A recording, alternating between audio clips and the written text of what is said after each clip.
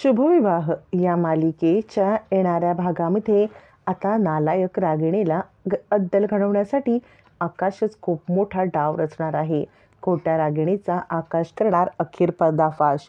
आत्तापर्यंत रागिणीने सगळ्या कुटुंबाला त्रास देण्यासाठी आणि भूमीला त्रास देण्यासाठी खूप कारस्थानं केली असतात आणि शेवटचा डाव रागिणीचा हुकतो.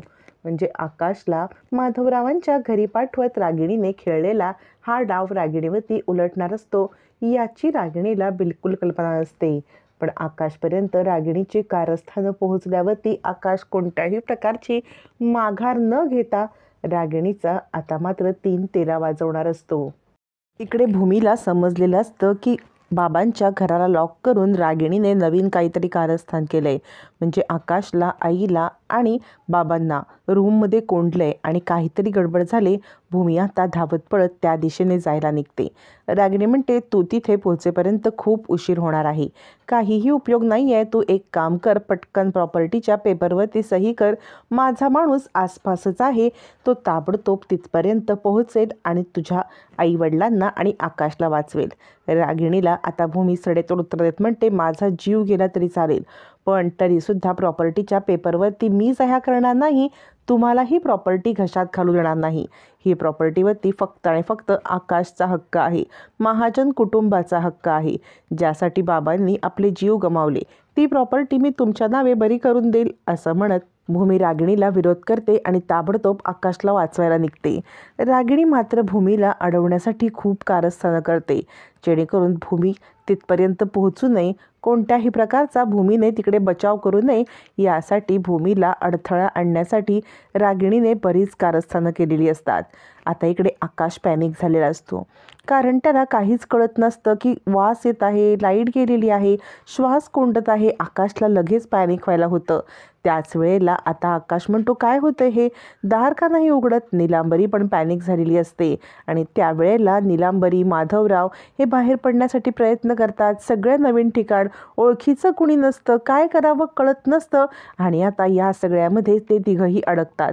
भूमी सांगत असते, आत्या तुम्ही हे चांगलं नाही केलं. तर रागिणी म्हणते, तुला अजूनही वेळ आहे, अजूनही संधी दवडू नकोस. आत्ताच्या आत्ता पेपरवरती सही कर आणि आई बाबा आणि आकाशची सुटका कर.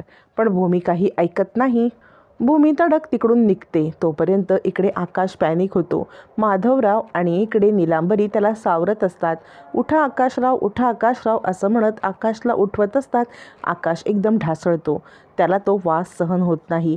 तो सगळं वातावरण सहन न होऊन तो गुदमरतो, खाली पडतो, थोडासा बेशुद्ध होतो. दोघंजण आकाशला उठ उठ सांगत असतात. तोपर्यंत भूमी मदतीसाठी पोचते. नीलांबरी म्हणते, तू अगदी देवासारखी आलीस, आज हे बघ काय घडले ते. असं म्हणत नीलांबरी घडलेला सगळा प्रकार सांगते. मग मात्र इकडे रागिणीची कारस्थानं भूमीला सगळी आठवतात. आता आकाशला उठवलं जातं. आकाशच्या तोंडावरती पाणी मारलं जातं. आकाश तुला बरं वाटतंय का असं आता माधवराव विचारतात. जावई बापू, आता कसं वाटते आकाशराव तुम्हाला. नीलांबरी म्हणते, काय हे घडलं अखटीत काय माहिती. भूमी म्हणते, हे घडलं कसं. नीलांबरी सांगते, एक गॅसवाला आला होता आणि त्याने गॅस दुरुस्त करण्याच्या नावाखाली हे सगळं केलं, पण बाहेरून कोणी लॉक लावलं ते काही माहीत नाही आहे.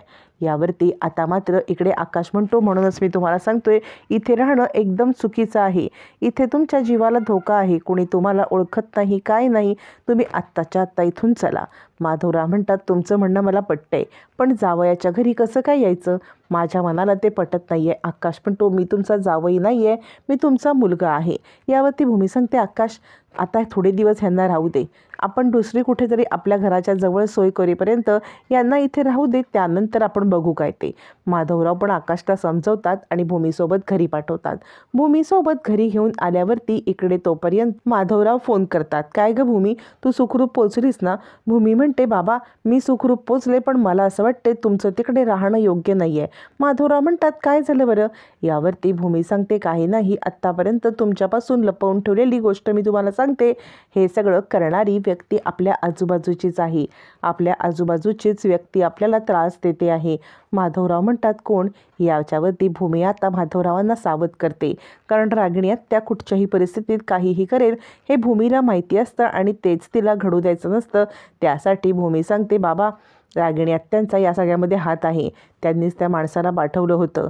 प्रॉपर्टीच्या पेपरवरती सह्या घेण्यासाठी आत्या हे करतायत. तुमचा ॲक्सिडंट, प्रशांतचं किडनॅपिंग, आपलं घर जाणं आणि आत्ता हा इन्सिडेंट्स, हे सगळं रागिणी आत्या करतायत. माधवरावांना स्वतःच्या कानावरती विश्वासच बसत नाही की ज्या रागिणी आत्या प्रेमाचं इतकं नाटक करतायत त्या रागिणी आत्या हे करू शकतील.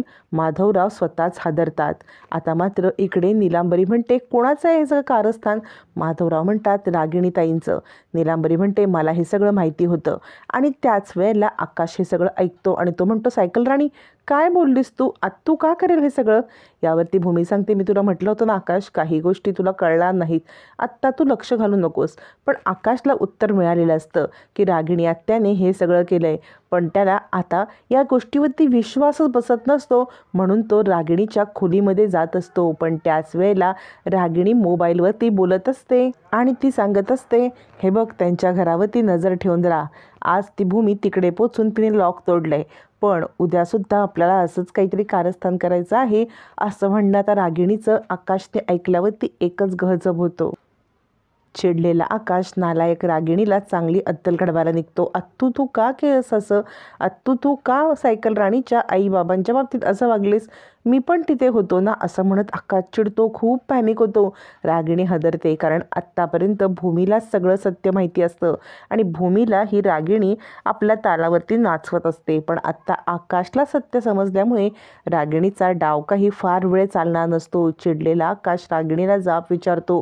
भूमीच्या बाजूने ठाम उभा राहतो आणि नियतीनेच रागिणीला खाली आणून आता चांगलंच आपटलेलं असतं. आकाशसमोर तिचं कारस्थान आलेलं असतं. नालायक रागिणीला आकाशच चांगली अद्दल घडवणार आणि खोट्या रागिणीचा पर्दाफाश आकाशच करणार असतो. या सगळ्यामध्ये आकाश आता आजीला नक्की काय सांगणार? भूमीची साथ कशी देणार? रागिणीची कारस्थानं समोर कशी येणार? हे मात्र येणाऱ्या भागातच कळणार आहे.